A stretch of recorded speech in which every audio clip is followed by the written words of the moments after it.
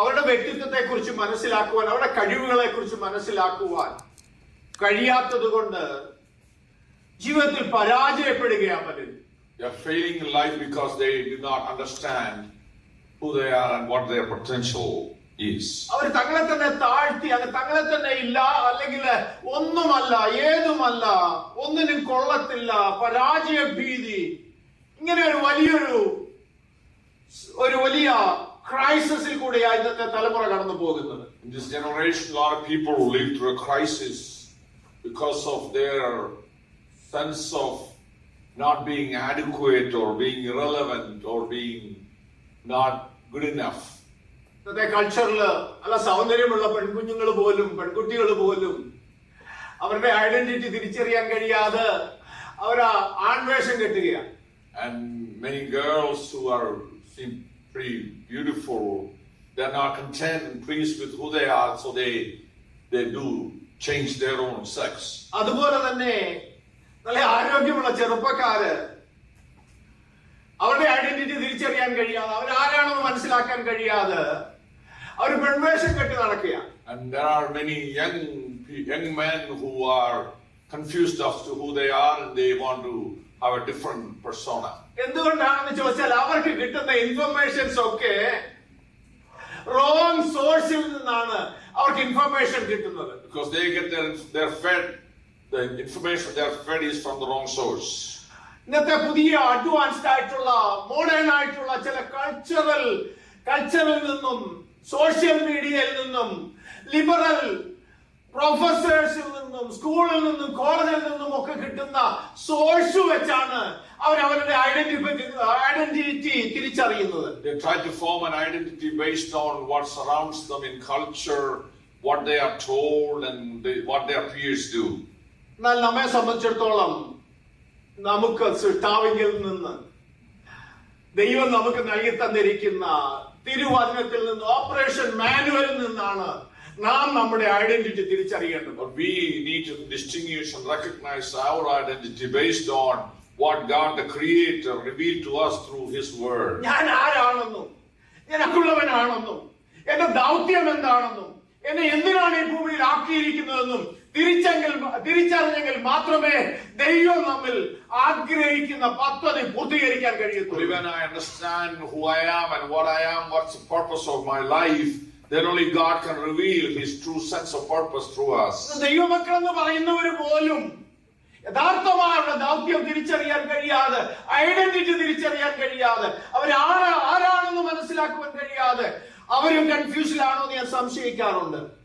We could be confused about many Christians who are followers of Christ, but they are confused as to what their purpose, what they are called for, and what they live for. നിങ്ങളെ യഹൂദനെ വിളിച്ച് നിങ്ങൾ ചോദിച്ചാൽ, ഏത് അർദ്ധരാത്രിയിൽ വിളിച്ചു ചോദിച്ചാലും, നിങ്ങൾ ആരാണെന്ന് ചോദിച്ചാൽ അവർക്കൊരു മറുപടി ഉണ്ട്. അവര് പറയും ഞാൻ ഒരു എബ്രായനാണെന്ന്. And if you talk to a Jew and you ask him at any moment in time, even wake him up or asleep and ask him who you are, he will say, I'm a Hebrew. നമുക്കറിയാം യോനയുടെ ചരിത്രം നമുക്കറിയാം. പ്രവാചകനായ യോന ദൈവ വഴി വിട്ട്, അല്ലെങ്കിൽ ദൈവത്തിന്റെ പദ്ധതിയിൽ നിന്ന് അകന്നുപോയി കപ്പലിന്റെ അടിത്തട്ടിൽ കിടന്ന് ഉറങ്ങി കിടക്കുമ്പോഴാ പെട്ടെന്ന് കാറ്റും കോളും ഒക്കെ ഉണ്ടാകുന്നു. You know a story of Prophet Jonah who ran away from what God wants him to do, and he boarded on a ship and he was sleeping in the lower parts of that ship. കപ്പൽ പ്രമാണി വന്നിട്ട് തട്ടി ഉണർത്തി വിളിച്ചിട്ട് ചോദിച്ചു, 2-3 ചോദ്യം അവിടെ ഉണ്ട്. 1:8 യോന 1:8 വാക്യത്തിലാ, നിന്റെ തൊഴിലെന്ത്, നീ എവിടെ നിന്ന് വരുന്നു, നിന്റെ നാടേത്, നീ ഏത് ജാതിക്കാരൻ, ഇങ്ങനെ 3-4 ചോദ്യങ്ങൾ അവനെ വിളിച്ചുണർത്തി ചോദിച്ചു. And the captain of the ship, when the storms rose, he came down and talked to Jonah and asked him, who are you, where you come from, what is your work, and all those questions. ആ ചോദ്യങ്ങൾ പഠിച്ചാൽ ഏറ്റവും ഒടുവിൽ ചോദിച്ച ചോദ്യത്തിന് ആദ്യം മറുപടി പറയുന്നത് ഞാനൊരു എബ്രായനാണ്. And for all the questions the captain asked, Jonah responded for the last question first and said, I'm a Hebrew. എബ്രായൻ എന്ന് പറഞ്ഞാൽ അക്കരക്കാരൻ എന്നാ, നദി കടന്നു വന്നവൻ എന്ന അതിന്റെ അർത്ഥം. ഞാൻ ഇവിടുത്തുകാരനല്ല, ഞാൻ അക്കരക്കാരനാണെന്നുള്ള ഒരു അർത്ഥം ആ വാക്കിനുള്ളത്. The word Hebrew means that someone who crossed over the river and came across.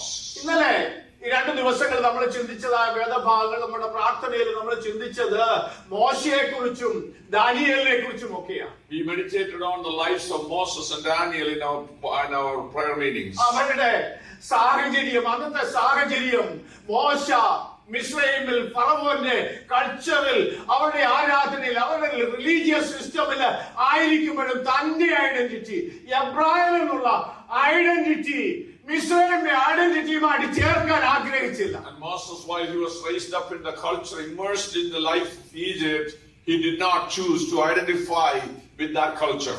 എബ്രായ 11:24 മുതലുള്ള വാക്യങ്ങൾ വായിക്കുന്നത്, മോശ താൻ വളർന്നപ്പോൾ പാപത്തിന്റെ തൽക്കാല ഭോഗങ്ങളെക്കാൾ ദൈവമക്കളോടുകൂടെ കഷ്ടം അനുഭവിക്കാൻ തെരഞ്ഞെടുത്തു. We read that in 11:24 that Moses chose rather to suffer the reproach of his people rather than being called the son of Pharaoh's daughter. 24-ാമത്തെ വാക്യത്തിൽ ഫറവോന്റെ പുത്രിയുടെ മകൻ എന്ന് വിളിക്കപ്പെടുന്നത് നിരസിക്കുകയും ദൈവമക്കളോടുകൂടെ കഷ്ടം അനുഭവിക്കുന്നത് ചൂസ് ചെയ്യുകയും ചെയ്തു. He chose the suffering with God's people rather than being called the daughter, son of Pharaoh's daughter. ദാനിയേലിനെ കുറിച്ച് ഞാൻ അല്പമായിട്ട് കഴിഞ്ഞ ദിവസം ഓർപ്പിച്ചു. We thought about the identity of Daniel. Babylonia അടിമത്തത്തിലായിരിക്കുമ്പോഴും ബാബിലോണിയ കൾച്ചറിലായിരിക്കുമ്പോഴും അവരുടെ വിശ്വാസ പ്രമാണങ്ങളിലായിരിക്കുമ്പോഴും ഒരുപാട് പ്രഷർ 4 ഭാഗത്തു നിന്നും വന്നപ്പോഴും ഒരു എബ്രായൻ എന്നുള്ള തന്റെ ഐഡന്റിറ്റി വിട്ടുകളയാൻ താൻ തയ്യാറായില്ല. And he was not ready and willing when he was in Babylon and be in the very visible place of King's palace. He was not willing to reject his identity as a Jew. അങ്ങനെ സമാനമായ ഒരു കൾച്ചറിലാണ് ഞാൻ നിങ്ങൾ ഇന്ന് ആയിരിക്കുന്നത്. You and I are living in a similar culture. ഒരുപാട് pressures 4 ഭാഗത്തു നിന്നും വരുന്നുണ്ട്. ഫ്രണ്ട്സിൽ നിന്നും കോവർക്കേഴ്സിൽ നിന്നും ഒക്കെ അവരുടെ ഐഡന്റിറ്റി അക്സെപ്റ്റ് ചെയ്യുവാനായിട്ട്, ഈ കൾച്ചർ അക്സെപ്റ്റ് ചെയ്യുവാനായിട്ട്, നമ്മുടെ ഐഡന്റിറ്റിയുമായി കോംപ്രമൈസ് ചെയ്യുവാനായിട്ടുള്ള പ്രഷർ വരുമ്പോൾ എത്ര പേർക്ക് ഒരു പെന്തക്കോസ്തുകാരനെന്ന്, ഞാനൊരു വിശ്വാസിയാണെന്ന്, ഞാനൊരു ക്രിസ്ത്യനാണെന്ന് ഉറച്ചു വിശ്വസിക്കുവാൻ പറയുവാനായിട്ട് കഴിയും. We all face those situations in the present culture where we are forced often to comply and conform to what is taking place in the present time. And in the middle of it, how many of us can say, I'm a child of God, I'm redeemed of the Lord, I live for the Lord in the midst of this perverse generation? ഒന്നുകൂടെ ചോദിക്കട്ടെ, നമ്മുടെ ചെറുപ്പക്കാരോട് ഞാൻ ചോദിക്കട്ടെ, നിന്റെ കോളേജില് നീ ഒരു ക്രിസ്ത്യാനിയാണെന്ന് നിന്റെ കൂട്ടുകാർക്ക് അറിയാമോ? And may I ask our young people, do you know, your friends know that you are a believer in Christ in your college campus? ഒരു വഴിയുടെ കടന്ന് നീ ഒരു പെന്തക്കോസ്തുകാരനാണെന്ന്, നീ ഒരു പെന്തക്കോസ്റ്റൽ ബിലീവർ ആണെന്ന് നിന്റെ ഫ്രണ്ട്സിന് അറിയാമോ? Do your friends know that you are a Pentecostal believer?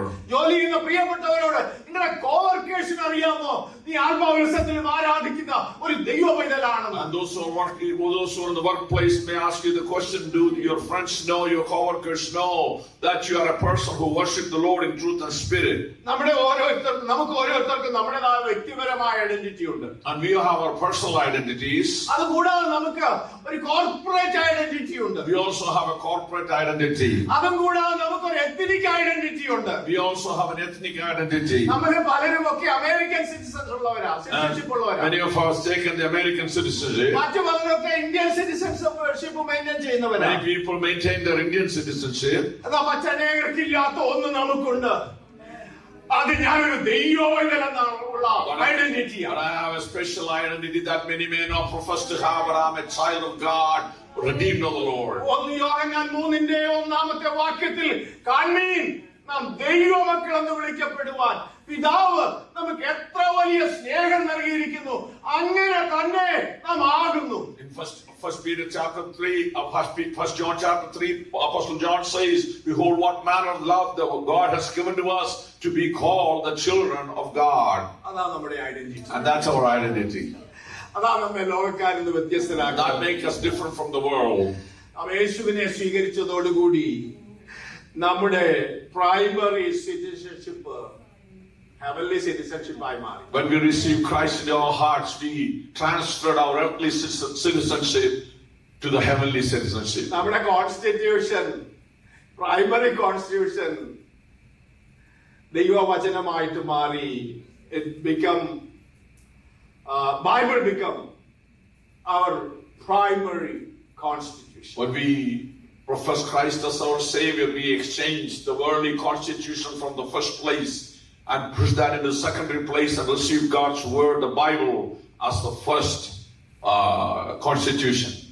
American Constitution, Indian Constitution, okay, അത് കഴിഞ്ഞേ ഉള്ളൂ. Everything else come after our spiritual identity and our fundamental standing on God's word.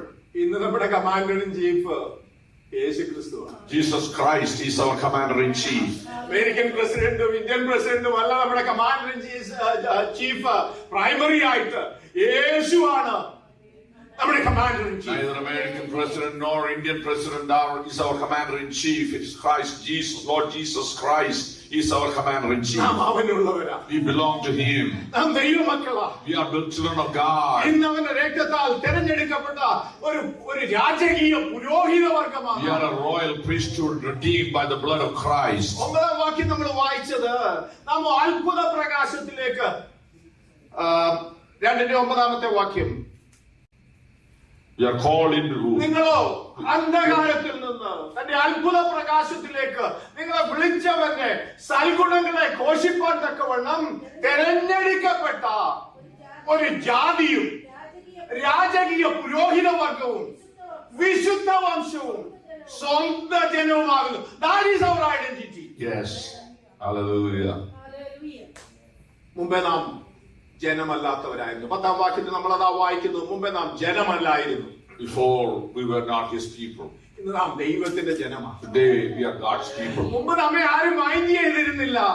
Before no one cared for us. മറ്റാർക്കും കരുണ തോന്നിയിരുന്നില്ല. No one was compassionate on us. എന്ന കരുണാസമ്പന്നനായ ദൈവമോ നമ്മെ സ്നേഹിച്ച മഹാസ്നേഹ നിമിത്തം അതിക്രമങ്ങളിലും പാപങ്ങളിലും മരിച്ചവരായിരുന്ന നമ്മെയും ജീവിപ്പിച്ച് ദൈവമക്കളാക്കി ഒരു പുതിയ ഐഡന്റിറ്റി ദൈവം നമുക്ക് തന്നു. And by God, we were lost in sin and dead in sins and trespasses, raised us up with Christ and gave us a new identity. ഒന്നാമത്തെ നമ്മുടെ ഐഡന്റിറ്റി നാം ദൈവത്താൽ തെരഞ്ഞെടുക്കപ്പെട്ട chosen one. First identity that I'm chosen by God. നമ്മെ ദൈവം തെരഞ്ഞെടുത്തു. He has chosen us. സെലക്ഷന് വേണ്ടി നമുക്കറിയാം പലയിടത്തുമൊക്കെ ഈ കാലഘട്ടങ്ങളിൽ ഓരോരുത്തരുടെ കയറി പറ്റാൻ വേണ്ടി സെലക്ഷൻ കിട്ടാൻ വേണ്ടി എന്തുമാത്രം പാടുപെടുന്ന കാലഘട്ടം. We live in a time where people try so hard to get into places, into placements by being selected. അറിയപ്പെടുന്ന സ്കൂളിലും കോളേജുകളിലും ഒക്കെ അക്സെപ്റ്റൻസ് കിട്ടാൻ വേണ്ടി യോഗ്യതകൾ ഒത്തിരി വേണം. We need to have a lot of qualifications to get into a prestigious school or university or an institution. ചില സ്പോർട്സ് ടീമുകളിലൊക്കെ കയറി പറ്റാൻ വേണ്ടി അതിന് പ്രത്യേകമായ ടാലന്റ് ആവശ്യമാണ്. To participate in a sports team at a higher level, you need to have special gifts and talents. American മിലിറ്ററിയിലൊക്കെ കയറി പറ്റണമെങ്കിൽ ഹൈറ്റും വെയിറ്റും ഒക്കെ എല്ലാം ഒത്തിരിക്കണം. And to enter into military service, armed force services, you should be physically fit and meet the criteria.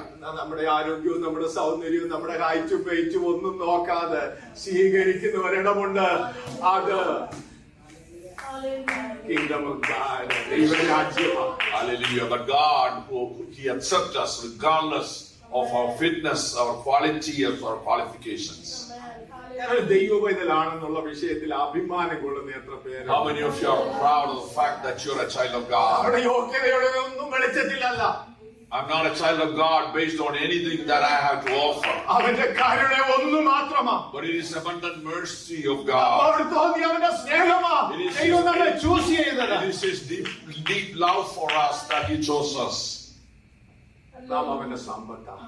We are His property. We belong to Him.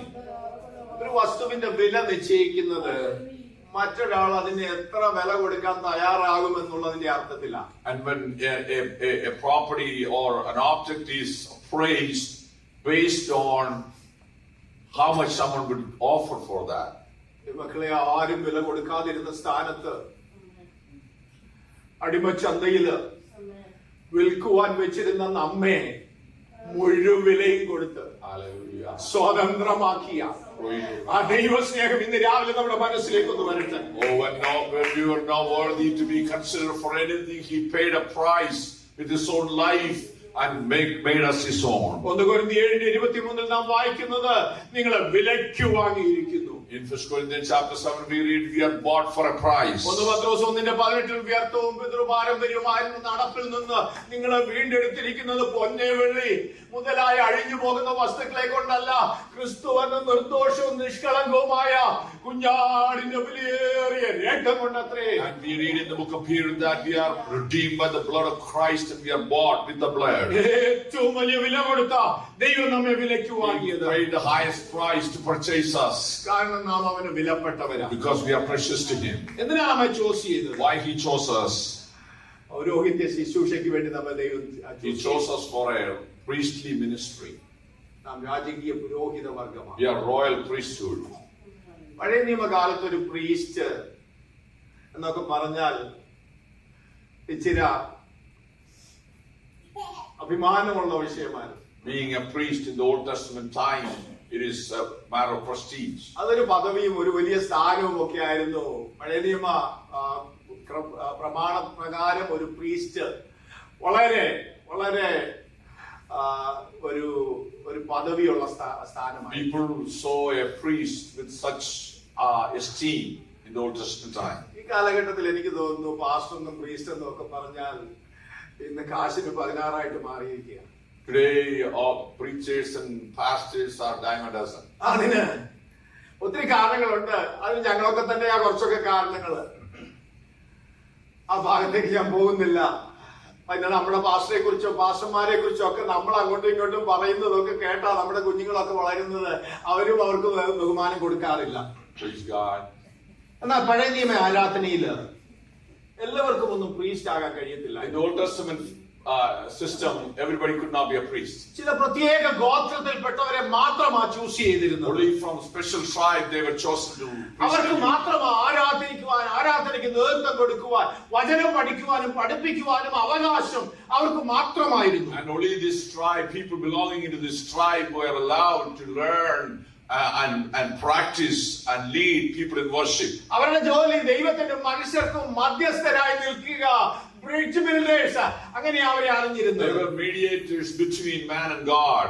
അവർ ധരിച്ചിരുന്ന robes ഒക്കെ നമ്മൾ നോക്കിയാൽ വളരെ മനോഹരമായ തിളങ്ങുന്ന ഗ്ലിറ്ററി ആയിട്ടുള്ള വസ്ത്രങ്ങൾ അവർ ധരിച്ചിരുന്നു. ആ വസ്ത്രധാരണം തന്നെ അവരെ ലോകക്കാരിൽ നിന്ന് വ്യത്യസ്തരാക്കുന്നത്. They wore such robes that are so beautiful and so magnificent that distinguished them from others. അവരെ ശുശ്രൂഷയ്ക്ക് വേണ്ടി പ്രത്യേകം അഭിഷേകം ചെയ്ത് വേർതിരിക്കപ്പെട്ടവരായിരുന്നു. And they were anointed for a ministry and they were separated for that cause. അവർക്ക് മാത്രമേ വിശുദ്ധ വസ്തുക്കളെ തൊടുവാനും അല്ലെങ്കിൽ അതിനെ കൈകാര്യം ചെയ്യുവാനും അനുവാദം ഉണ്ടായിരുന്നു. And they were the only one allowed to touch any special divine things. എന്നാ പത്രോസ്ലീഹ പറഞ്ഞ വാക്ക് നിങ്ങളൊന്ന് ശ്രദ്ധിച്ചേ.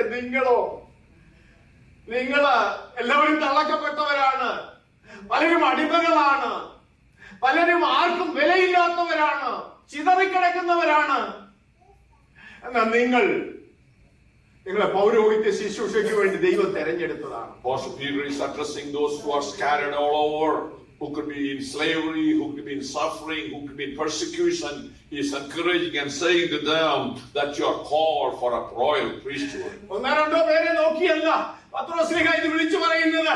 സകല വിശുദ്ധന്മാരെയും യേശുവിന്റെ രക്തത്താൽ കഴുകൽ പ്രാപിച്ച സകല വിശുദ്ധന്മാരും പൗരോഹിത്യത്തിനു വേണ്ടി രാജകീയ പുരോഹിത വർഗമായി വിളിച്ചതാണെന്ന പത്രോസ്ലീഹ ഓർപ്പിക്കുന്നത്. Peter is not looking at a few people and saying they are that, but then he is looking at this whole spectrum of God's people, redeemed and chosen bought by the blood of the Lamb, and he's saying you are the royal priesthood. Royal means royalty ഉള്ളവരാ. Yes, we are people of royal pedigree. നമുക്കറിയാം ഗൾഫിലൊക്കെയുള്ള രാജ കുടുംബങ്ങളിലുള്ളവരെ, royal ഫാമിലിയിലുള്ളവരൊക്കെ അവർക്കുള്ള പദവി സ്ഥാനവും ഒക്കെ നമുക്കറിയാം. People who live in the Middle East know how royals are treated, how they position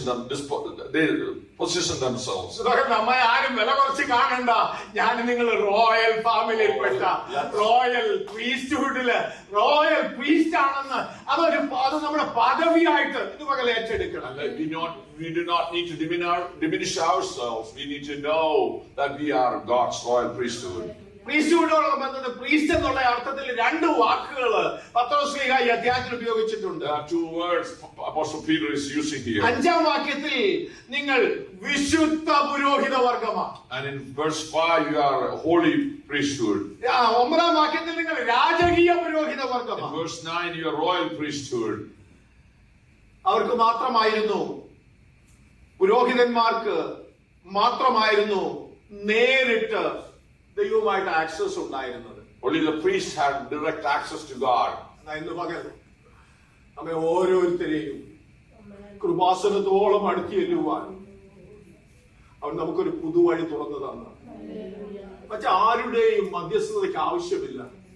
ഇന്നൊരു ദൈവവൈതൽ കർത്താവിനോട് അടുക്കുവാൻ, ആ കൃപാസനത്തോളം അടുക്കുവാൻ മറ്റാരുടെ recommendation ആവശ്യമില്ല. ഞാനും നിങ്ങളും പ്രാഗൽഭ്യത്തോടെ തത്സമയത്ത് കൃപ പ്രാപിക്കുവാൻ ഓരോ സമയത്തും, വർഷത്തിൽ ഒരിക്കലും മഹാപുരോഹിതൻ കടന്നു പോയിരുന്നെങ്കിൽ ഏത് നേരത്തും 24/7 നമുക്ക് വേണ്ടി ഒരു പുതുവഴി തുറന്നു തന്നു. നാം ദൈവമക്കളായി തീർന്നു.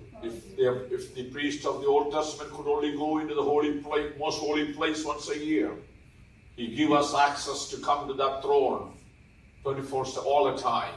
മക്കളെ, ഒന്നുകൂടെ ഞാൻ ഓർപ്പിക്കട്ടെ, ഈ മഹാപുരോഹിത ശുശ്രൂഷ, റോയൽ പ്രീസ്റ്റ്ഹുഡ് എന്ന് പറയുന്നത് ചില പാസ്റ്റർമാരെ മാത്രമല്ല ദൈവം പരമേൽപ്പിച്ചിരിക്കുന്നത്. നീയും ഞാനും നിങ്ങളും ഞങ്ങളും ഒരുപോലെ എല്ലാവരും ദൈവസന്നിധിയിൽ പുരോഹിത വർഗം. The priesthood is not entrusted to a select few people, but when he called you and me, we are all called as a royal priesthood. വചനം പഠിക്കുവാനും പഠിപ്പിക്കുവാനും മേശകൾ ശുശ്രൂഷിക്കുവാനും മറ്റാത്മീയ ശുശ്രൂഷ ചെയ്യുവാനും എല്ലാവരെയും ദൈവം വിളിച്ചതാണ്. God is calling everyone to partake in the ministries of the New Testament church. നമ്മൾ പലപ്പോഴും ദൈവാലയത്തിലെ ആരാധനയിലെ പല കാര്യങ്ങളും ഒക്കെ ഇന്നാരും ഒക്കെ ചെയ്യട്ടെന്ന് പറഞ്ഞ് നമ്മൾ ഏൽപ്പിച്ചിരിക്കുക. അല്ല, ഇത് ഓരോരുത്തരുടെയും ദൗത്യമാണ്. And it is duty of everyone to be partakers and participants of the ministry. അപ്പൊ നിങ്ങൾ ചോദിക്കാം, പാസ്റ്ററുടെ ജോലി എന്തുവാണ്? And you would ask, what you going to do, pastor? ഞാൻ പറയാം, ഈ ആരാധന ഒരു ഓർഡർലി മാനറിൽ കൊണ്ടുപോകുവാൻ മാത്രമാണ് ഞാനിവിടെ നിൽക്കുന്നത്. നാം എല്ലാവരും ആ പൗരോഹിത്യ ശുശ്രൂഷയിൽ നാം ഒന്നിച്ച് ശുശ്രൂഷിക്കുക. A leadership is provided to lead a worship in an orderly manner so that it will be blessing and beneficial, but each of us can be participant in that process. നമ്മുടെ ഈ ആരാധനയുടെ സുഗമമായ നടത്തിപ്പിന് വേണ്ടി ഒരുപാട് പേര് ഇതിന്റെ പിന്നിൽ അധ്വാനിക്കുന്നുണ്ട്. There are a lot of people laboring behind to bring together a Sunday worship in this manner. കുറച്ച് നാളുകൾ ഇങ്ങനെ ഒറ്റയ്ക്ക് വലിയ സഹായമില്ലാതെ ഹെൽപ്പില്ലാതെ ഒക്കെ വരുമ്പോൾ ബേൺ ഔട്ട് ആകാറുണ്ട് നമ്മുടെ ആളുകൾ. And we often get burned out when we bear heavy burdens of bringing things together, coordinating things together. അവർ ഇന്ന് രാവിലെ ഓർക്കണം, ദൈവം എന്നെ ഏൽപ്പിച്ച ഒരു ദൗത്യമായി. And you and I need to remember whatever that you are asked to do, God is asking me to do. It's a ministry, it's a mission God has entrusted me. ഒരു രാജകീയ പുരോഹിത വർഗം എന്ന നിലയിൽ ദൈവം എന്നെ ഏൽപ്പിച്ചിരിക്കുന്ന ശുശ്രൂഷയായത് ഞാൻ ദൈവത്തിന് എന്തുകൊണ്ടാ ചെയ്യുന്നത്, അപ്പോഴത് സന്തോഷത്തോടെ ചെയ്യുവാനായിട്ട്. I'm doing because I'm a royal priesthood, and I do it as I do it unto the Lord, and that bring great satisfaction to us. നാം ഒരിക്കൽ അന്ധകാരത്തിലായിരുന്നു. We were in darkness once, but He has brought us into marvelous light. വിളിച്ചവന്റെ സൽഗുണങ്ങളെ ഘോഷിപ്പാൻ തെരഞ്ഞെടുക്കപ്പെട്ട ഒരു ജാതിയും രാജകീയ പുരോഹിത വർഗമാണ്. And that you may He is calling us out from darkness to declare the praise of the one who called us, and we are His royal priesthood and nation. ആരും എന്നെ ശ്രദ്ധിച്ചില്ലെങ്കിലും എന്നെ കാണുന്ന ഒരു ദൈവമുണ്ട്. ഞാൻ ദൈവത്തിന് വിലയേറിയവനും മാന്യനുമാണെന്നുള്ള ആ ഒരു ബോധ്യം, ആ ഒരു സെൽഫ് കോൺഫിഡൻസ്, ദൈവസന്നിധിയിൽ അടുത്ത് വരാനുള്ള ഒരു പ്രാഗൽഭ്യം ഇന്ന് പകൽ ദൈവമക്കളെ ഏറ്റെടുക്കണം. We need to have our own sense of worth, knowing that He has called me and chosen me to be in His presence. ദൈവമനുഷ്യാൽ അടുത്ത ആഴ്ച 1-2 വാക്കുകളുടെ ഈ ഭാഗത്ത് നിന്നുകൊണ്ട് ഞാൻ പറയാനായിട്ട് ആഗ്രഹിക്കുന്നു. നാം ആരാണെന്നുള്ളതും നമ്മെ എന്തിനാണ് ദൈവം വിളിച്ചതെന്നുള്ളതും അതിനെക്കുറിച്ച് അല്പ വാക്കുകൾ അടുത്ത ദിവസങ്ങൾ നമ്മൾ ചിന്തിക്കുവാനായിട്ട് ആഗ്രഹിക്കുക. We will continue the same theme, God willing, next week. ഇന്ന് പകൽ നാം പാടി ഓഫറിംഗ് എടുക്കുവാനായിട്ട് പോകുക. Worship team please come. പാട്ടുപാടി സ്തോത്ര ഒരുപാട് അർപ്പിക്കുകയും അതിനുശേഷമായിട്ട് നാം ദൈവത്തെ പാടി സ്തുതിക്കുകയും ആരാധിക്കുകയും ചെയ്യും. കർത്താവിന്റെ ദാസൻ കൺക്ലൂഡ് ചെയ്യും. പ്രാർത്ഥനയോട് നമുക്ക് ദൈവസ്ഥലിൽ എഴുന്നേറ്റ് Hallelujah.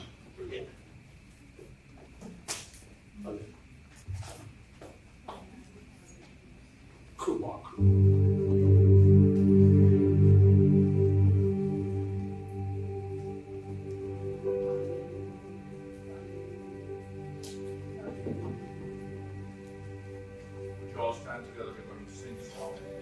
Take the offering and let's worship the Lord together.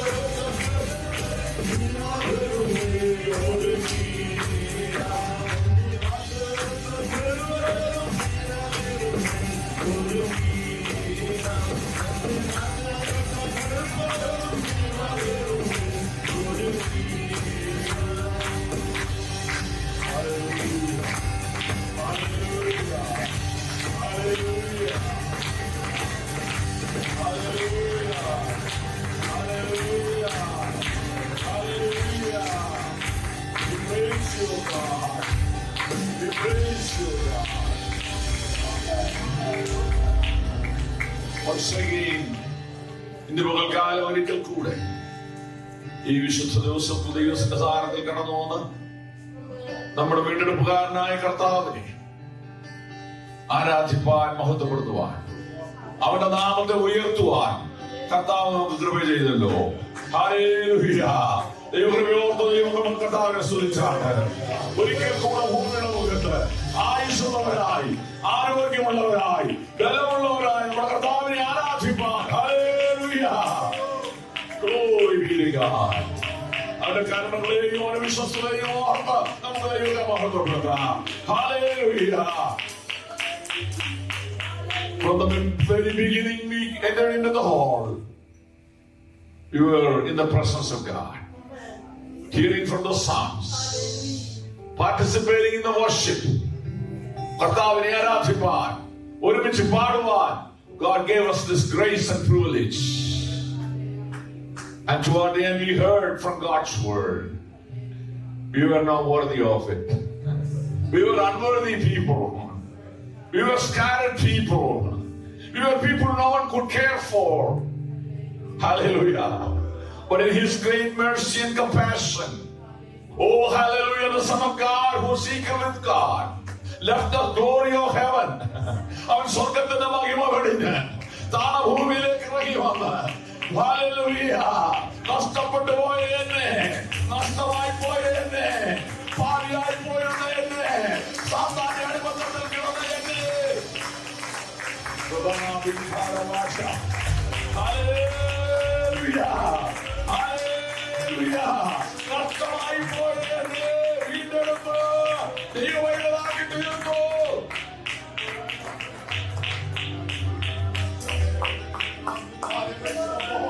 You and I may know how much to establish a permanent identity, but He gave us an identity, hallelujah, that the world doesn't have. Nobody can claim it unless it's given to them. Behold, what manner of love the Father has given to us. ദൈവത്തോട് വിളിക്കപ്പെടുവാൻ തന്ന വലിയ സ്നേഹം എന്നെ ധന്യനാക്കി, എന്നെ ഉയർത്തി, എന്നെ മാനിതനാക്കി. Hallelujah. Oh, hallelujah. Such marvelous love. Such marvelous grace. I'm just not an ordinary person. When God touched someone, He changed the ordinary into extraordinary. Hallelujah.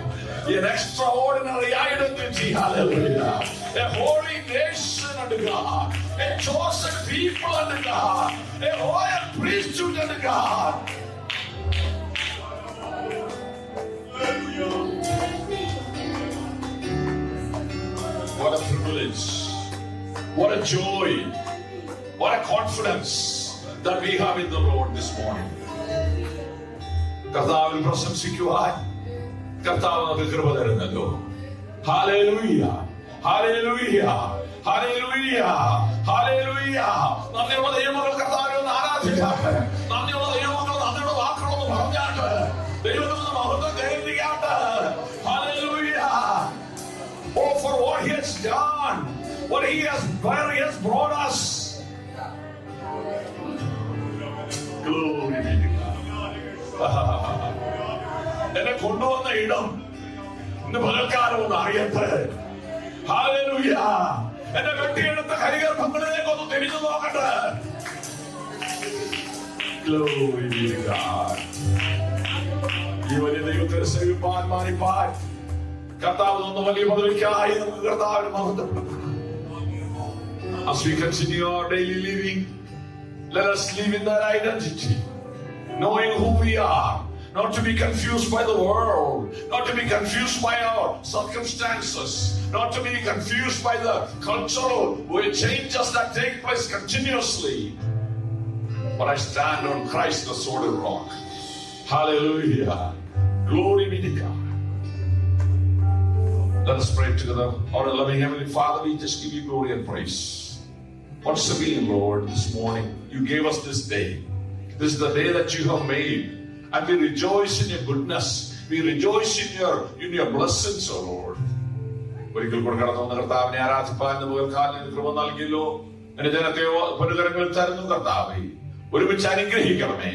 Especially, Lord, we pray for our dear little baby, Oliver, Lord, in hospital. He's still battling, Lord. We don't know where he is, Lord. I pray. Oh, Father, we bring that baby in your hands, oh Lord. While even on there, when they brought children to you, you're a God who blessed them, Lord. Hallelujah. അനുഗ്രഹിക്കുന്ന ദൈവം, സൗഖ്യമാക്കുന്ന ദൈവം, അവിടുത്തെ കരം മാറ്റം വെക്കണമെന്ന് പ്രാർത്ഥിക്കുന്നു. മനോജന ദേവിക്ക് വേണ്ടി പ്രാർത്ഥിക്കുന്നു. ആ പിച്ചുകുഞ്ഞു ഒളിവിക്ക് വേണ്ടി പ്രാർത്ഥിക്കുന്ന കുടുംബത്തെ അനുഗ്രഹിക്കണമെന്ന് പ്രാർത്ഥിക്കുന്നു. കാലം അനുഗ്രഹത്തോടെ നിങ്ങൾ പറഞ്ഞയക്കണം കർത്താവിനോട് താമസമായാൽ for the rest of the week, oh Lord, I pray as we go to work, we go to school, and we go to our different places, oh Lord, your grace and blessing will, mercy will follow us. Continue to lead us in the way of righteousness, in goodness and mercy. We thank you for the servant of God who you blessed him to minister the word to us. I bless your people this morning. In Jesus' precious name we pray. May the grace of our Lord Jesus Christ, love of our Heavenly Father, and communion of the Holy Spirit be with all of us forever and ever. Amen and amen. കർത്താവായ യേശു ക്രിസ്തു മുഖാന്തരം ജയം നൽകുമെന്ന് സ്തോത്രം ചെയ്യാമല്ലോ. Hallelujah, hallelujah, hallelujah. Amen. കർത്താവേ